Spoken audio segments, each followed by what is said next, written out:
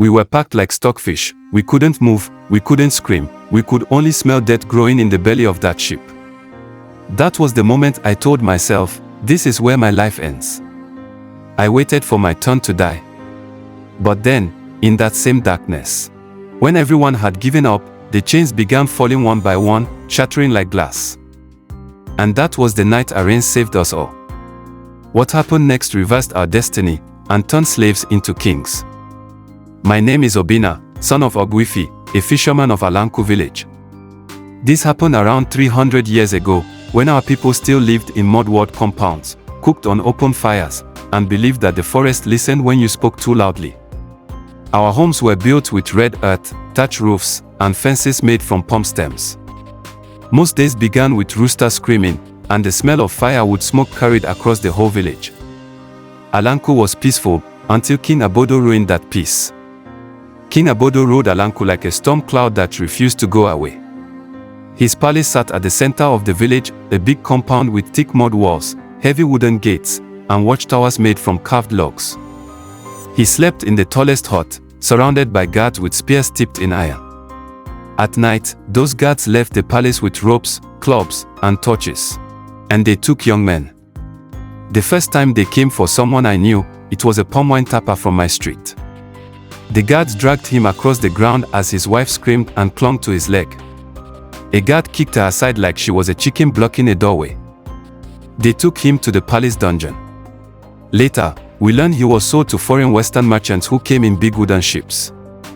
People feared the king but could not fight him. His guards were too many.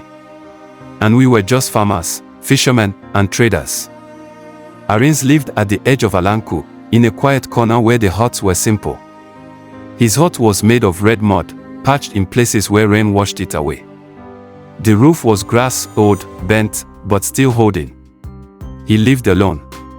His parents died when he was a child. He had strong arms from helping everyone in the village, widows, hunters, old men. He would help fetch firewood, split logs, carry water, repair a broken fence. People trusted him. Children liked him. Women prayed their daughters would marry someone like him. Princess Olamma loved him most. Princess Olamma lived in the palace, surrounded by guards and heavy roles. She wore long beads, soft wrappers, and walked with the confidence of a king's daughter. Some nights, I would see the princess slip through the side gate of the palace, holding a calabash or a basket so she looked like a palace maid. She would walk straight toward the bush path. Where did she go? To meet Arinze.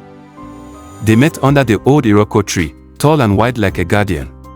Olamma's love for Arinze made King Obodo furious. One afternoon, a palace guard on patrol saw Olamma leaning her head on Arinze's shoulder under the Iroko. The guard froze, then backed away slowly and ran straight to the palace. That evening, the palace shook with shouting. "You will never see that boy again," King Obodo roared. Olamma was locked inside her hut. Two guards placed spears across her doorway. Ejiofor, the king's soldier, a tall, strong man, smiled like he had already won her. Because Olamma was meant to marry Ejiofor, not Arinze. Arinze still found ways to visit the princess in her chamber. He would climb the palace wall, a massive wall built like the old Benin walls, and entered her window. The king eventually learned Arinze was still visiting. That was the final straw. King Obodo called Ejiofor, the commander of his soldiers. "Bring him to me alive," he said. Ejiofor nodded. He liked such work. One evening, Arinze went to the bush to pick mushrooms for an old widow. He bent to collect some when footsteps rushed around him. Before he could stand, hands grabbed him. Ropes tightened around his wrist and legs. "Hold him," Ejiofor ordered. Arinze struggled. Ejiofor struck him with the handle of his spear. The king decides what happens to you, not love. They dragged him across the forest floor back to the palace. They threw him into the underground dungeon, a dark hole with stone walls, wooden beams, and a smell of old sweat and hopelessness. That dungeon is where I met him. The dungeon gave barely any food. A guard tossed us a bowl of watery pap once a day. Sometimes none. 3 days later, King Obodo himself came down, holding a lantern. The king stood in front of Arinze. "You think you can take my daughter?" the king said.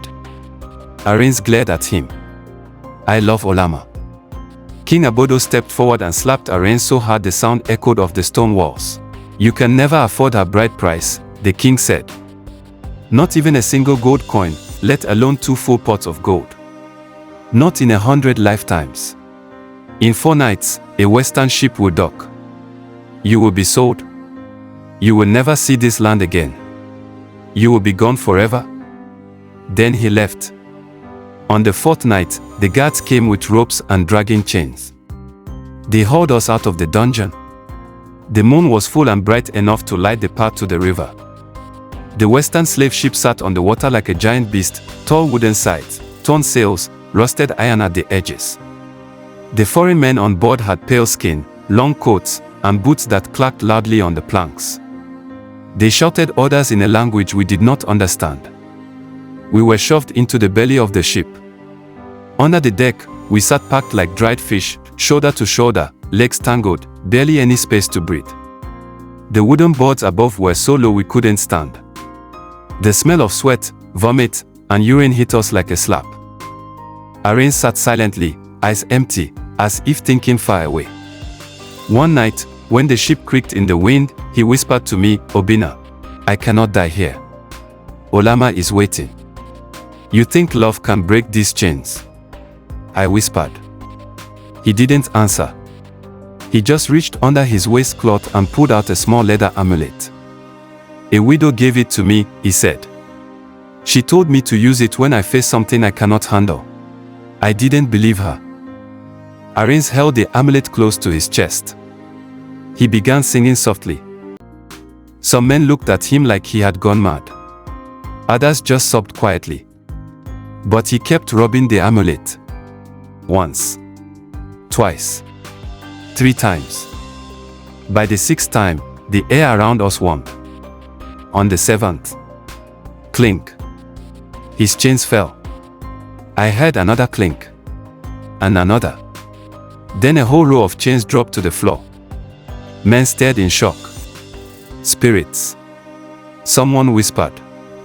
Arinze stood. "No spirits. Just our chance." He climbed toward the hatch and slammed it open with his shoulder. A pirate spun around. "Hey! Get back." Arinze punched him hard, knocking him down. We charged up the stairs, shouting like men who had death in their pockets. The deck exploded into chaos. Pirates raised swords and knives. Their boots stuttered on the wood. The sea wind howled. But we fought like men who had lost everything.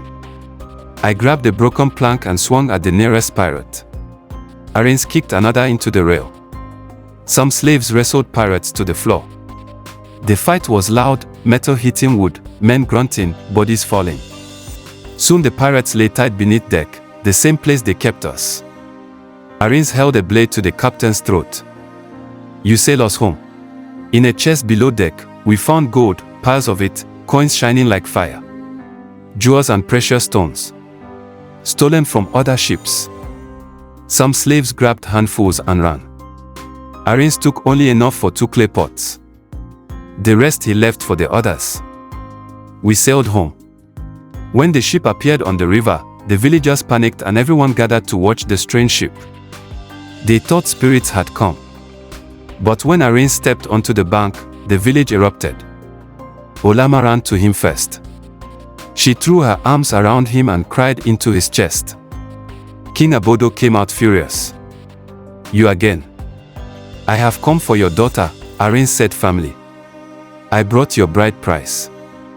He dropped the 2 clay pots of gold at the king's feet. The crowd gasped. But Obodo sneered. "Then you must fight. Defeat Ejiofor, and you can have my daughter. Lose, and you'd be banished from these lands forever." The wrestling ground was packed. Drums boomed. The sun burned hot. Ejiofor looked at Arinze, just like an apex predator glancing at its prey. "You should have stayed gone," he growled. "Let's finish this," Arinze replied. They clashed, arms locking, feet pounding the dusty ground. Ejiofor was huge, pushing Arinze back, slamming him to the earth. The crowd cried out. Olamma screamed, "Arinze, get up." Arinze rose, bleeding but determined. He ducked under Ejiofor's grasp, twisted, grabbed his waist, and threw him backward with all his strength. Ejiofor's back hit the ground. Silence. Then the village elders shouted, "Arinze has won." The village erupted. Arinze married Olamma. There was dancing, food, and joy everywhere. But King Obodo, his sins returned to him. The pirates, the ones who escaped, came back weeks later. They demanded payment for the lost shipment. They raided his treasury, beat some guards, and left him with nothing. The king's power crumbled. Some say he fled the village in shame. Some say he was taken. Nobody knows. I remember the dungeon. I remember the suffocating ship. I remember dead men beside me. I remember the moment chains fell and I tasted hope again. Arinze saved us all. Not with wealth. Not with armies. But courage. And every time I see the river at night, I remember the ship that came home because one man refused to die in chains.